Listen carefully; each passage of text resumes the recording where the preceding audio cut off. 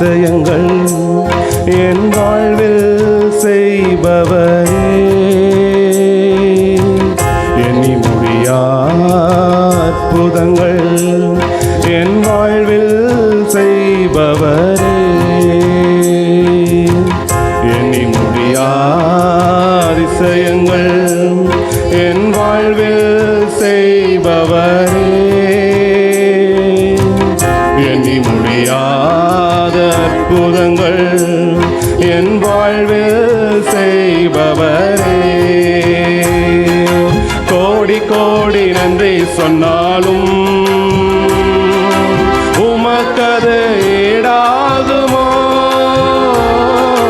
கோடி கோடி நன்றி சொன்னாலும் என் வாழ்நாள் ஈடாகுமோ? கோடி கோடி நன்றி சொன்னாலும் உமக்கது ஈடாகுமோ?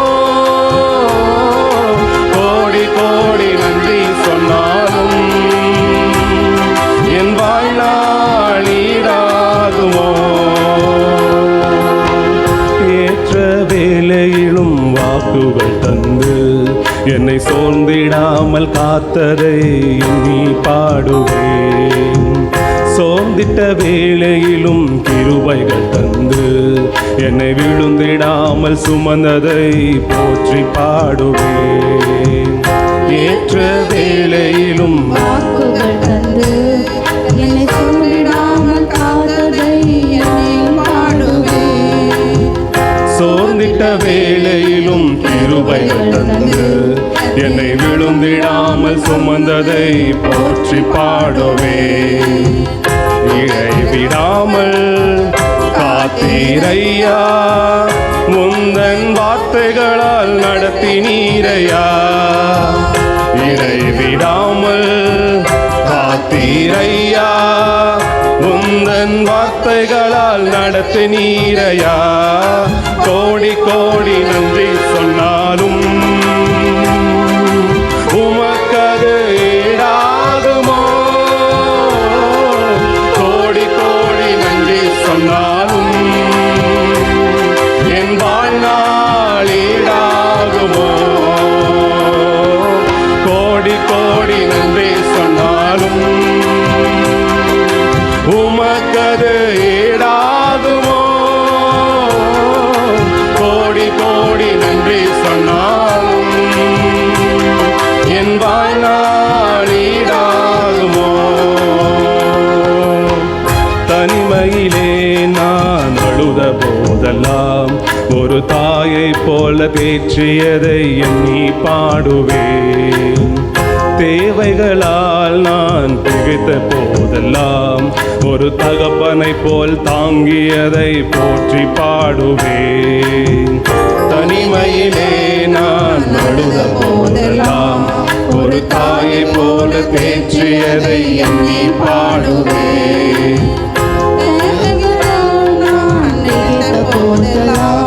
ஒரு தகப்பனை போல் தாங்கியதை போற்றி பாடுவேன்.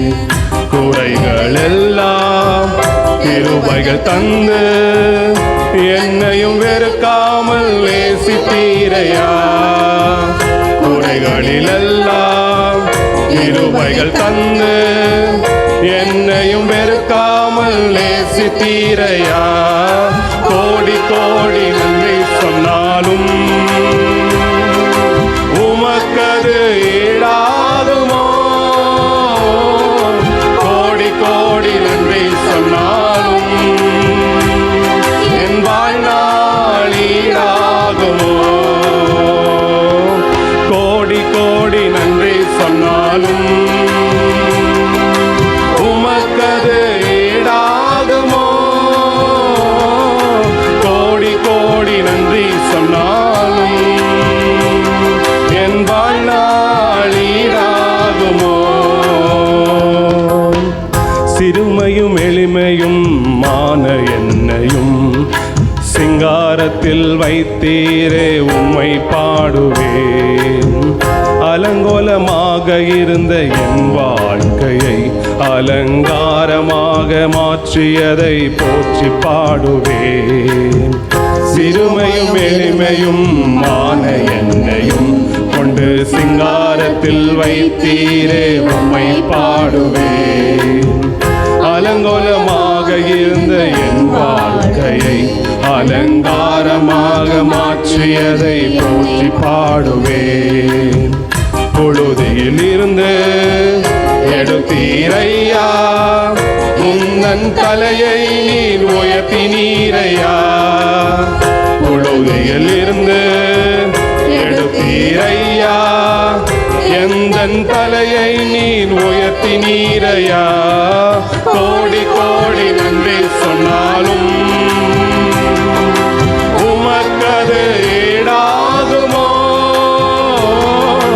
கோடி கோடி நன்றி சொன்னாலும் என் வாழ்நாள் ஈடாகுமோ. கோடி கோடி நன்றி சொன்னாலும் உமக்கது ஈடாகுமோ. கோடி கோடி நன்றி சொன்னாலும் என் வாழ்நாள் ஈடாகுமோ. எண்ணி முடியாத அதிசயங்கள் என் வாழ்வில் செய்தவரே. எண்ணி முடியாத அற்புதங்கள் என் வாழ்வில் செய்தவரே. எண்ணி முடியாத அதிசயங்கள் என் வாழ்வில் செய்தவரே. எண்ணி முடியாத அற்புதங்கள் என் வாழ்வில் செய்தவரே. கோடி கோடி நன்றி சொன்னாலும் உமக்கது ஈடாகுமோ. கோடி கோடி நன்றி சொன்னாலும் என் வாழ்நாள் ஈடாகுமோ. கோடி கோடி நன்றி சொன்னாலும் உமக்கது ஈடாகுமோ. கோடி கோடி நன்றி சொன்னாலும் என் வாழ்நாள் ஈடாகுமோ.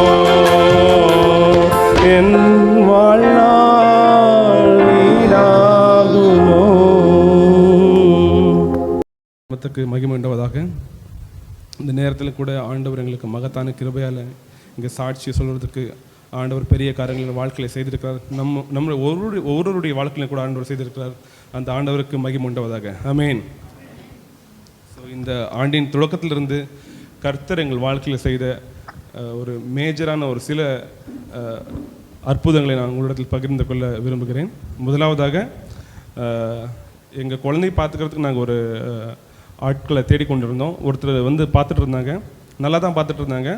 திடீர்னு ஒரு மாதம் எங்கள் ஒய்ஃபும் குழந்தையும் வந்த பிறகு ஒரு மாதம் கழித்து திடீர்னு வராது போயிட்டாங்க. ஸோ ஒரு ஆட்களை தொலைவி தேடுறது ரொம்ப கஷ்டமான காரியமாக இருந்தது. எனக்கு தெரிஞ்சுக்கல ரொம்ப கஷ்டப்பட்டு தேடிட்டு இருந்தாங்க. அதனால் கூட நாங்கள் ஜெபித்து கொண்டே ஒரு நல்ல ஆள் வேணும்னு தேடிட்டு இருந்தோம். கடவுளுடைய கிருபையால் அதி சீக்கிரத்தில் ஒரு நல்ல ஆள் எங்களுக்கு கடவுள் கொடுத்தாரு. குழந்தையை பார்த்துக்கிறது ஒரு ரொம்ப ரிஸ்க்கான வேலை. எல்லா டைம்லேயும் பார்த்துட்டே இருக்கணும், கண்ணுங்கிறதும் பார்த்துட்டே இருக்கணும். சில பேர் கொடிக்கிங்களாக இருப்பாங்க, நாம் இல்லாத டைமில் குழந்தைங்கள கிள்றது அடிக்கிறதெல்லாம் பண்ணிடுவாங்க. எங்களுக்கு அதுதான் பயமாக இருந்துச்சு. ஆனால் எங்களுக்கு வந்து ஒரு அந்த நபர் ரொம்ப நல்லா தன்னுடைய குழந்தைய பேத்தி போலவே பார்த்துக்கிறாங்க. ஒரு நல்ல ஒரு வேலையாளை கொடுத்ததுக்காக ஆண்டவருக்கு நாங்கள் ஸ்தோத்திரம் பண்ணுறோம். ஆண்டவருக்கு மகிமை உண்டாவதாக. நெக்ஸ்ட்டு நான் ஃபஸ்ட்டு பெங்களூர் போய் சேரும்போது ஒரு சின்ன வீடு 2 BHK வீடு பார்த்துருந்தேன். அதில் தான் நானும் சுற்றி இருந்தோம். அப்போது அந்த வீடு எங்களுக்கு 2 பேர்த்துக்கும் போதுமானதாக இருந்தது. கொஞ்சம் இக்கட்டான சூழ்நிலையில் நாங்கள் அங்கே வாசம் பண்ணி கொண்டிருந்தோம். வாடகை நிறையா கொடுக்கறதுக்கு அப்போது என்னால் கொடுக்கறதுக்கு எனக்கு இஷ்டம் இருக்குல்ல ஃபஸ்ட்டு. ஸோ அதனால அதே இடத்துல நாங்கள் தங்கியிருந்தோம். குழந்தை பிறந்த பிறகு கொஞ்சம் பெருசாக வீடு வேணும்னு நாங்கள் ஜெபம் பண்ணிட்டு இருந்தோம். அப்புறம் ஓனர்கிட்ட சொல்லி 3 மாதம் எங்களுக்கு அந்த பீரியட் இருந்துச்சு. 3 மாதம் கழித்து நாங்கள் காலி பண்ண ஆரம்பிச்சு. இன்னொன்று ஒரு 3 வீக்ஸ் தான் இருக்குது. அந்த வரைக்கும் நாங்கள் வீடே தொலைவிருக்கல. அப்புறம் எனக்கு தெரிஞ்சவங்கலாம் நிறைய பேர் சொன்னாங்க, வீடு தொலைறது ரொம்ப கஷ்டம், நிறைய வீடு உங்களுக்கு பிடிச்ச வீடு ஓனருங்க உங்களை ஒத்துக்க மாட்டாங்க, அப்புறம் நிறையா சிக்கல்கள்லாம் இருக்கும் அப்படி இப்படின்லாம் சொல்லியிருந்தாங்க. ஆனால் நாங்கள் ஜெபம் பண்ணி ஒரு வித்தின் அ வீக்கில் ஒரு 4-5 வீடு பார்த்தேன். கடைசியாக ஒரு என்னுடைய ஃப்ரெண்டு ஒரு வீடு ரெஃபர் பண்ணியிருந்தாங்க. அங்கே போய் பார்த்தோம். ஒரு 3 BHK வீடு. அது எங்களுக்கு ஏற்ற மாதிரி ஒரு நல்ல வீடாக அமைச்சு கொடுத்தாரு கடவுள். அதுவும் ஒரு குவிக்காக அது முடிஞ்சிச்சு. ஸோ பெங்களூரில் நீங்கள் யாராவது வீடு தொலைஇருந்தீங்களா அதனுடைய இது தெரியும் உங்களுக்கு. ஸோ அது மாதிரி கடவுள் ஒரு அற்புதமாக எங்களுக்கு ஒரு வீடு கூட அமைச்சு கொடுத்தாரு இந்த வருஷத்தில். அதுக்காக ஆண்டவர் நான் சோதரிக்கிறேன். ஹல்லேலூயா. ஸோ நெக்ஸ்ட்டு ஒரு பெரிய அற்புதத்தை எங்கள் வாழ்க்கையில் ஆண்டவர் செய்தார். என்னை சபையில் நீங்கள் நிறைய பேர் பார்த்துருப்பீங்க. நான் இங்கே ஆல்மோஸ்ட் ஒரு 12th 11th நான் படிக்கும் போது இருந்து இந்த சபைக்கு நான் வந்துட்டுருக்கேன். நான் நிறைய சாட்சிகள்லாம் சொல்லியிருப்பேன், நீங்கள் கேட்டிருப்பீங்க. ரீசெண்டாக நடந்ததான வீடு கட்டினதாகட்டும், எங்களுக்கு ஒரு கல்யாண ஒரு காரியமாகட்டும், நான் உங்களிடத்துல வந்து சாட்சியாக பகிர்ந்து கொண்டிருப்பேன். வேறு ஆக்சிடென்ட்டான விஷயம் நிறைய விஷயங்கள் நான் பகிர்ந்து கொண்டிருக்கேன். ஆனால் இந்த வாழ்க்கையில் ஆண்டவர் செய்த இந்த அற்புதத்தை என்னாலே நம்ப முடியல. இந்த வருடத்தின் வாக்குத்தத்தம், கர்த்தர் நல்லவர் என்பதை ருசித்து பாருங்கள், கர்த்தர் எவரவோ நல்லவராக இருக்கிறார். ஆமென். நாங்கள் ஒரு கிளினிக்காக ப்ரேயர் பண்ணிட்டு இருந்தோம். கிளினிக்கு ஃபஸ்ட்டு சில கோல் செட் பண்ணியிருந்தோம் வாழ்க்கையில்.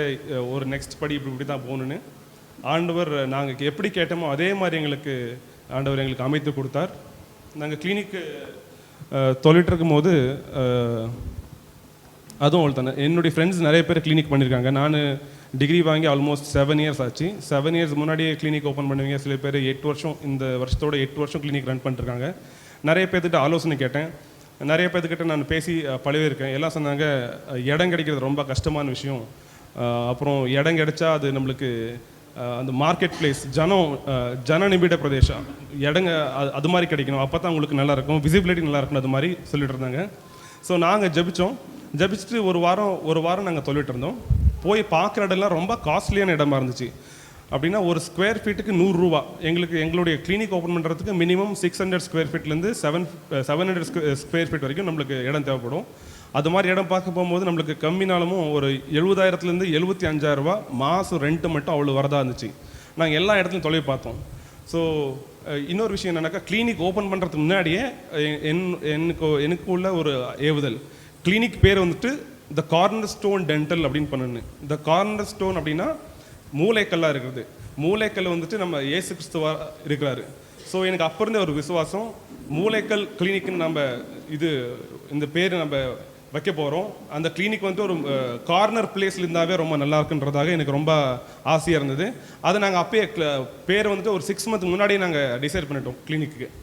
ஸோ டிசைட் பண்ண பிறகு நாங்கள் கிளினிக்கு இடம் சொல்லிட்டு இருக்கோம். இடத்துக்கு போகும்போதெல்லாம் இப்படி சொல்லிட்டு இருக்காங்க, 60,000 ஆகும், 70,000 ஆகும், ஒரு இடத்துல 1,00,000 கூட கேட்டாங்க. மெயின் ஏரியா கூட இல்லை, மெயின் ஏரியாலேருந்து கொஞ்சம் தள்ளி. ஸோ நாங்கள் அந்த ஒரு 4-5 இடம் போய் பார்த்துட்டு வந்து ரொம்ப சோர்வாச்சு. ஏன்னா கடவுளே, நாங்கள் உங்களுடைய பேரை தான் நான் வச்சுருக்கோம் கிளினிக்கு, நீர் எங்களை எப்பயும் கைவிட்டதில்லை, இவ்வளோ வரைக்கும் எங்களை உயர்த்தி வந்திருக்கிறீர், இனிமேல் உயர்த்துறதுக்கு நீர் வல்லவராக இருக்கிறீர் என்று ஆண்டவர் மேலே நாங்கள் ஒரு பாரத்தை போட்டு அந்த டே ஒரு சனிக்கிழமையாக இருந்துச்சு. சனிக்கிழமை நானும் ஸ்ருதியும் உட்காந்துக்கிட்டு ஒரு பேப்பர் எடுத்து அந்த பேப்பரில் நான் வரைகிறேன். கிழக்கு மேற்கு வடக்கு தெற்கு திசையை போட்டு ஒரு கார்னர் பில்டிங்கு முன்னாடி ஒரு 80 feet மெயின் ரோடு, சைடில் ஒரு பெரிய ரோடு. இந்த ரோடு நான் வரைஞ்சிட்டு என்னுடைய கிளினிக்கு என்ன வேணுன்ற ஒரு ஆல்ரெடி எல்லாம் நான் ஃபிக்ஸ் பண்ணி வச்சாச்சு. இந்த ரூம் இந்த சைஸில் இருக்கணும், இந்த ரூம் இந்த சைஸில் இருக்கணும், இந்த ரூம் இந்த சைஸில் இருக்கணும். ஆண்டவர் பழைய ஏற்பாட்டு காலத்தில் மோசேக்காகட்டும் நோவாக்காகட்டும் அந்த பேழையை பண்ணும்போது, அந்த கப்பல் செய்யும் போது என்னென்ன மெஷர்மெண்ட் கொடுத்தாரோ அதே அதெல்லாம் படிக்கும்போது சில டைமில் அது வந்துட்டு நம்மளால் அர்த்தம் பண்ணிக்க முடியாது. அது எக்ஸ்பீரியன்ஸ் பண்ணும்போது தான் அது நம்மளுக்கு நிஜமாக உணர்த்தப்படும். நான் இது எழுதுகிறேன், எனக்கு வந்துட்டு இந்த ரூமுக்கு இவ்வளோ தான் வேணும்னு. அந்த பேப்பர் கூட எங்கிட்ட இப்போ கூட இருக்குது. ஸோ அதை எழுதிட்டு அதை ப்ரேயர் பண்ணி ஆண்டவரே எங்களுக்கு இது மாதிரி ஒரு பிளேஸ் வேணும்னு சொல்லிட்டு அது மூடிட்டோம். ஒரே நாள் ஒரு ஈவினிங் மட்டும்தான் அந்த பேப்பரை வச்சு ஜெபம் பண்ணிட்டோம். மக்கிய நாள் ஸ்ருதி அன்னைக்கு கிளினிக் வேலை செய்யணுமா இருந்துச்சு. காலையில் நாங்கள் சர்ச்சுக்கு போயிட்டு வந்துட்டு நான் ரெஸ்ட் எடுத்துகிட்டு இருந்தேன். ஸ்ருதி வந்துட்டு கிளினிக்கில் இருந்தாப்புல ஈவினிங் கால் பண்ணி இது மாதிரி ஒரு இடம் இருக்குது வா பார்க்கலான்னு. நாங்கள் போய் பார்க்குறோம். ஆண்டவருடைய பெரிதான நாமத்துக்கு மகிமுண்டாவதாக. நான் என்ன அங்கே மேப்பில் எழுதிருந்தோம் அதே மாதிரி அங்கே ஒரு இடம், முன்னாடி ஒரு மெயின் ரோடு, சைடில் ஒரு மெயின் ரோடு. நான் என்ன அளவுகோல் போட்டிருந்தனோ ஒவ்வொரு விஷயமும் அதே மாதிரி. பெஸ்ட்டு பார்ட் எல்லாத்துக்குன்னா வாடகை தான். அந்த இடத்துல நான் சொன்ன பிறகு எல்லாமே சொன்னாங்க, அது கம்மினாலும் ஒரு 50,000 இருக்கும், 45,000 மேலே இருக்கும், கம்மியில் இருக்காதுன்னு. வாடகை எனக்கு இனிஷியலாக 30,000 சொன்னாங்க. அப்புறம் நான் கொஞ்சம் நெகோஷியேட் பண்ணேன். இம்மீடியட்டாக 10% கம்மி பண்ணி 27,000 வாடகைக்கு ஒத்துக்கிட்டாங்க. ஆமேன். ஆண்டவரை நம்பி போகும்போது ஆண்டவர் எல்லா இடத்துலையும் எல்லார் கண்ணுகளிலும் தயவு பண்ண வைக்கிறாரு. ஹல்லேலூயா. ஆண்டவரை நம்பினவர்கள் ஒருபோதும் வெட்கப்பட்டு போவதில்லை, ஒருபோதும் தலை குனிவதில்லை. ஹல்லேலூயா, ஹல்லேலூயா. ஆண்டவர் நம்மளை எப்பயுமே மேலாகத்தான் வைத்திருக்கிறார், கீழாக வைக்கிறதே இல்லை. ஹல்லேலூயா. ஆர்ஆர் நகர் நம்ம கிராமம், நம்மளுடைய குக்கிராமம் எங்கே இருக்குது? பெங்களூர் பட்டணம். எவ்வளோ பெரிய பட்டணம்! பெங்களூரு பட்டணத்தில் ஒரு பெரிய ஒரு ஏரியா வந்துட்டு ராஜராஜேஸ்வரி நகர். அந்த ராஜராஜேஸ்வரி நகர் பெங்களூரில் நிறைய ஏரியா இருக்குது. அதில் ரொம்ப ஃபேமஸான ஏரியா ராஜராஜேஸ்வரி நகர். பெங்களூர் என்ட்ரன்ஸ்லேயும் இருக்குது. அங்கே தான் எல்லா மெயினான ஆட்கள், மெயினான பாலிட்டிஷியன்ஸு, உங்களுக்கு தெரியும் டிகே சிவகுமார் அவங்களுடைய ஸ்கூலு எல்லாம் பெரிய பெரிய கட்டடங்கள் எல்லாமே அங்கே அமைந்திருக்குது. அந்த ஆர்ஆர் நகரில் மைய பகுதி, சென்டர், அதுதான் மெயின் சிக்னல். அங்கே என்னுடைய கிளினிக்லேருந்து தான் அங்கே தான் ஒரு ரோடு, மெயின் ரோடு போகுது. அங்கே தான் எல்லா ஷோரூம்ஸ் இருக்கும். நான் நிறைய டைம் அந்த ரோட்டில் போகும்போது அந்த ரோட்டில் இருக்கிற கிளினிக்லாம் நான் கன்சல்டண்ட்டாக போவேன். இந்த இடத்துல நம்ம கிளினிக் பண்ண முடியுமா அப்படின்னு நான் அப்படி அண்ணாந்து பார்த்துட்டு போவேன். ஆண்டவர் எங்கேயோ இருந்த என்னை உயர்த்தி அங்கே கொண்டு போய் வைத்து எல்லாரும் முன்னாடியும் தலையை நிமிர்ந்து செய்திருக்காரு. அல்லேலூயா. ஆண்டவருடைய பெரியநாமத்துக்கு ஸ்தோத்திரம் உண்டாவதாக. ஆமேன். ஸோ கிளினிக் அந்த மேப் போட்டாச்சு. மேப் பக்கத்துலேயே பட்ஜெட்டும் போட்டேன். எல்லாம் இந்த விஷயத்துக்கு இவ்வளோ தான் செலவு பண்ணணும் அப்படின்னு ஒரு பட்ஜெட்டு, ஏறக்குறைய ஒரு 28 லட்சம் பட்ஜெட்டு நான் போட்டு வச்சுட்டேன். அப்போ எங்கிட்ட கையில் காசு இருந்தது, அவ்வளோ காசு இருக்குல்ல, கொஞ்சம் ஒரு 4-5 லட்சம் கம்மியாக தான் இருந்துச்சு. ஸோ பட்ஜெட் போட்டாச்சு. ஆண்டவர் எவ்வளோ அழகாக நேர்த்தியாக எல்லாத்தையும் செய்கிறாருனாக்கா, எனக்கு மைண்டில் இருக்குது என்ன அவுட்புட் வேணும், இப்படி தான் எனக்கு அவுட்புட் வேணும்னு இருக்குது. அதை யார்கிட்டேருந்து நான் எடுக்குன்றது எனக்கு ஐடியா இல்லை. ஸோ நம்மளுடைய ஐடியா பிரகாரம் போனால் அங்கே கொஞ்சம் சொதப்பிடுவோம். அப்போது அங்கே பெங்களூரில் நான் போகிற சபையில் போகிற பாஸ்டர், நான் இமீடியட்டாக பாஸ்டர் கூப்பிட்டு அந்த இடத்த காட்டி அங்கே ஜெபம் பண்ணி அங்கேயே ஆன் த ஸ்பாட் அவங்களுக்கு அட்வான்ஸ் கொடுத்துட்டு அப்புறம் நான் பேசிகிட்டு இருந்தேன் இது மாதிரி ஐடியா இருக்குன்னு. ஸோ பாஸ்டர் அப்போ எனக்கு எதுவும் சொல்லியிருக்கல.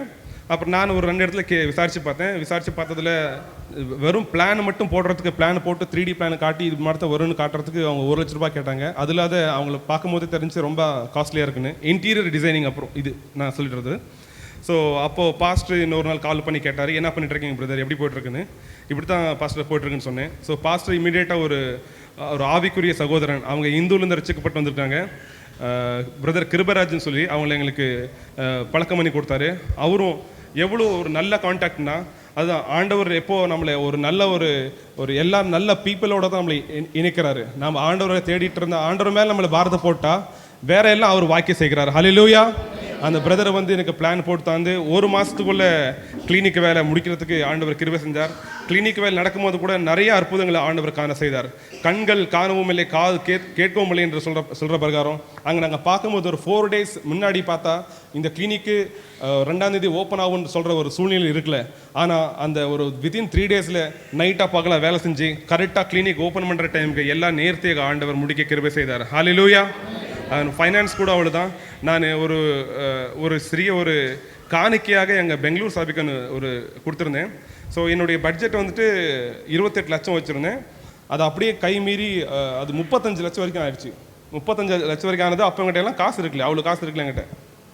அது கூட இன்னும் ஒரு 5 லட்ச ரூபா போட்டு எனக்கு ஒரு மிஷின் வாங்கணுமாச்சு. என் கிளினிக் ஒரு ஸ்பெஷாலிட்டி கிளினிக்காக பண்ண வேண்டிய ஒரு விஷயத்தினால ஒரு இன்ஸ்ட்ருமெண்ட்டில் நிறைய காசு போடுறதுனால வேறு விஷயங்களுக்கு ஸ்பெண்ட் பண்ணுறதுக்கு காசு இல்லை. நான் ஒரு 7-8 மாதங்களுக்கு பின்பாக எங்கள் பெங்களூர் சபைக்கு ஒரு சின்னதாக காணிக்கை கொடுத்துருந்தேன். காணிக்கைனாக்கா ஒரு பொருளை கொடுத்துருந்தேன் அந்த சர்ச்சுக்கு. ஸோ அதை யூஸ் பண்ணிட்டு இருந்தாங்க. நான் கிளினிக்கு அந்த வேலையை பண்ணிட்டு இருக்கும்போது எனக்கு தேவைப்பட்ட பொருளுடைய அதோடைய காஸ்ட் 5 லட்சமாக இருந்துச்சு. ஸோ அந்த பொருளை எனக்கு தெரிஞ்சவங்க, எனக்கு ரொம்ப மிகவும் நெருக்கமான ஒரு டாக்டர், அவங்க நீ தற்போது யூஸ் பண்ணுற, நீ எத்தனை நாளைக்கு யூஸ் பண்ணுறிய அத்தனை நாளைக்கு யூஸ் பண்ணுன்னு அவங்களுடைய பிராண்ட் நியூ அந்த இன்ஸ்ட்ருமெண்ட் எனக்கு கொடுத்து அதில் கூட ஆண்டவர் எனக்கு ஒரு பெரிய அற்புதம் செய்தார். கடன் இல்லாத ஆண்டவர் அந்த கிளினிக்கை தொடங்கி ஆண்டவர் இப்போ நல்ல விதமாக அதை ரன் பண்ண ஆண்டவர் கிருபை செஞ்சார். இன்னொரு பெரிய விஷயம்னாக்கா, எந்த பிஸ்னஸுமே ஸ்டார்ட் பண்ணதுமே இமீடியட்டாக டேக் ஆஃப் ஆகாது. அதை டேக் ஆஃப் ஆகிறதுக்கு ஒரு அட்லீஸ்ட் ஒரு 2 வருஷம் 3 வருஷம் 4 வருஷம், எஸ்பெஷலி இந்த டென்டல் கிளினிக்குன்னா எல்லா இடத்துலையும் இருக்கும். ஸோ எங்களுடைய கிளினிக்கு நாங்கள் எல்லாம் சொல்லுவாங்க, எல்லாம் சொல்கிறத காதில் போட்டு அது உங்களுக்கு அது எங்களுக்கு இல்லை அப்படின்ற மாதிரி நான் எப்பயுமே மனசில் நினச்சிட்டு இருப்பேன். கர்த்தருடைய பிள்ளைகளுக்கு நாம் உலகத்தில் ஒரு கோட்பாடு இருக்குது, ஒரு செயல்பாடு இருக்குது, ஒரு செயல்முறை இருக்குது, இப்படி தான் ஆகும், இப்படின்னு. ஆனால் 1+1 = 2 நம்ம கடவுளுக்கு அல்ல. ஆமென். 5 அப்போ 2 மீனை வச்சு ஆண்டவர் 5000 பேரை போஷித்தார். ஹல்லேலூயா. அதுபோல் ஆண்டவர் எங்கள் வாழ்க்கையில் முதல் மாதம் நாங்கள் கிளினிக்கை தொடங்கினா பிடிச்சிருந்தேன். ஆண்டவர் பேஷண்ட்களை அனுப்பி வச்சு இன்ன வரைக்கும் ஆண்டவர் எங்களை ஆசீர்வதித்து கொண்டிருக்கிறார். அந்த ஆண்டவருடைய மேலான நாமத்துக்கு நாங்கள் கோடான கோடி ஸ்தோத்திரம் சொல்லுகிறோம். நாங்கள் பாடின பாடல் போலவே கோடி கோடி நன்றி சொன்னாலும், எங்கள் வாழ்நாள் முழுக்க நன்றி சொன்னாலும், ஆண்டவர் செய்த அந்த அந்த அற்புதங்களுக்கும் ஆண்டவர் எங்களுக்கு செய்திருக்கிற அந்த கிருபைகளுக்கும் அது ஈடு இணையாகுது. ஹல்லேலூயா.